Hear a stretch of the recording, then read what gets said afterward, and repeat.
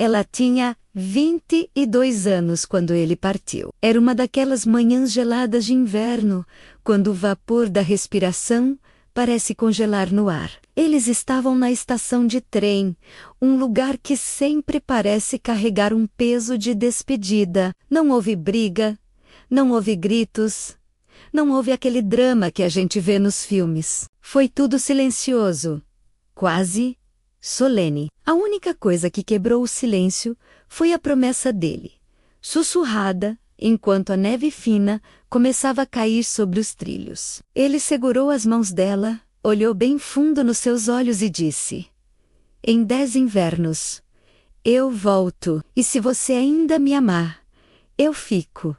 Então, ele entrou no trem. Ela ficou parada na plataforma, vendo a silhueta dele desaparecer pela janela, até o trem se tornar apenas um ponto distante na paisagem branca. 10 invernos. Parece uma eternidade, não é? 10 anos, 365 dias, multiplicados por 10.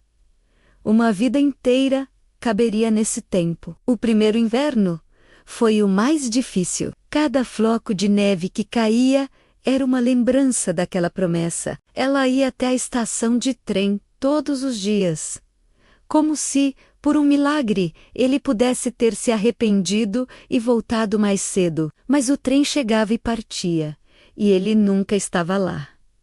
Com o tempo, as visitas diárias se tornaram semanais, e depois, mensais. A dor aguda da ausência foi se transformando numa melancolia constante, uma trilha sonora suave e triste para os seus dias. A vida, como sempre, seguiu seu curso. Ela não podia simplesmente congelar no tempo, esperando. Ela mudou de casa para um apartamento menor, mais aconchegante, com uma janela que dava para um pequeno jardim. Mudou de emprego, deixou o café onde trabalhava e começou a dar aulas de pintura para crianças, descobrindo um talento que nem sabia que tinha. Ela cortou o cabelo bem curto, depois deixou crescer de novo, tingiu de ruivo, e depois voltou ao castanho natural. Ela viajou, conheceu novos lugares, fez novos amigos, teve até alguns encontros,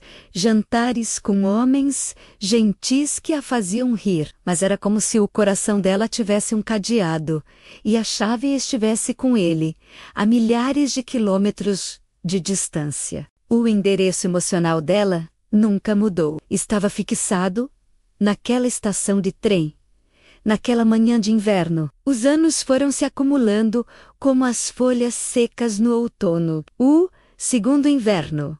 O terceiro. O quarto. A cada ano, quando o frio começava a chegar, uma parte dela se reacendia. Uma pequena chama de esperança teimava em não se apagar. E, religiosamente, em algum dia daquele inverno, ela ia até a estação. Sozinha, ficava lá, observando os trens chegarem e partirem, as pessoas se abraçando, se despedindo. Às vezes, ela se perguntava se aquilo era fidelidade ou uma espécie de loucura. Seus amigos diziam para ela seguir em frente, que ele provavelmente já tinha construído outra vida. Talvez até tivesse se casado. E no fundo, ela sabia que eles podiam estar certos. 10 anos é muito tempo. As pessoas mudam. As promessas se perdem no vento. Mas ela não conseguia evitar. Era um ritual, uma forma de honrar a memória daquele amor e daquela promessa. Chegou o 5º inverno. A metade do caminho. Ela se sentou num dos bancos da estação, com um chocolate quente nas mãos, e pensou: nele onde ele estaria? Será que ele ainda se lembrava dela? Será que o tempo tinha sido gentil com ele? Ela fechou os olhos e tentou lembrar do rosto dele em detalhes, do som da risada, do jeito que ele a olhava, e percebeu, com um aperto no coração, que algumas memórias já estavam começando a desbotar. O cesto o sétimo, o oitavo e o nono inverno vieram e se foram. A esperança, que antes era uma fogueira, agora era apenas uma brasa, quase se apagando sob as cinzas da rotina e da realidade. Ela já não era mais a garota de 22 anos. Agora, com 32, ela se sentia uma mulher diferente. Mais forte, talvez. Mais calejada. Com certeza, a loucura juvenil tinha dado lugar a uma aceitação resignada. Ela já não esperava mais um milagre. A visita anual à estação era mais um hábito, um tributo a quem ela tinha sido, do que uma espera real. E então, o 10º inverno chegou. Frio, cinzento, exatamente como aquele primeiro. Naquele dia, ela quase não foi. Sentiu uma vontade imensa de ficar em casa, enrolada num cobertor, lendo um livro. Que diferença faria? Ele não viria. Era tolice. Mas algo a puxou para fora de casa. Um último aceno. Uma despedida final para aquela promessa que a acompanhou por uma década. Ela chegou à estação. O ar estava pesado, carregado de neve. Ela se sentou no mesmo banco de sempre, sem esperar nada. O trem da tarde apitou ao longe e chegou deslizando pelos trilhos. As portas se abriram com um chiado. Pessoas desceram, apressadas, com malas e rostos cansados. Outras subiram, em busca de seus assentos. O movimento habitual de uma estação de trem. Ela observou tudo com um olhar distante, quase indiferente. O chefe de estação soou o apito, sinalizando a partida. As portas começaram a se fechar, e foi então, no último segundo, que alguém desceu. Um homem. Ele parou na plataforma, olhando ao redor, como se estivesse procurando algo ou alguém. Ele estava mais velho, o cabelo com alguns fios grisalhos nas têmporas.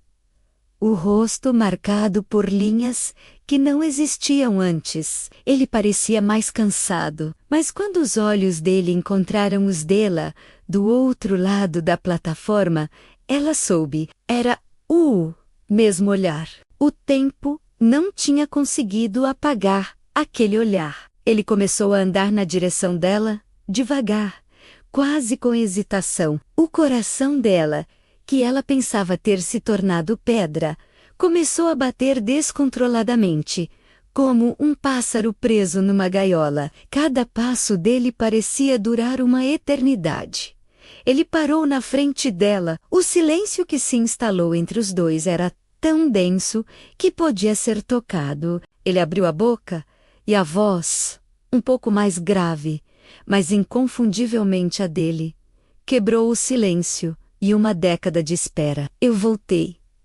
Lágrimas que ela nem sabia que ainda tinha começaram a escorrer por seu rosto, mas, pela primeira vez em 10 anos, não eram lágrimas de tristeza. Ela abriu um sorriso, o sorriso mais genuíno e luminoso que já tinha dado na vida, e respondeu: eu nunca fui embora. Algumas promessas são tão fortes que conseguem atravessar o tempo, a distância e todas as dúvidas. Outras são tão poderosas que acabam virando histórias, talvez até livros, para nos lembrar que, às vezes, vale a pena esperar.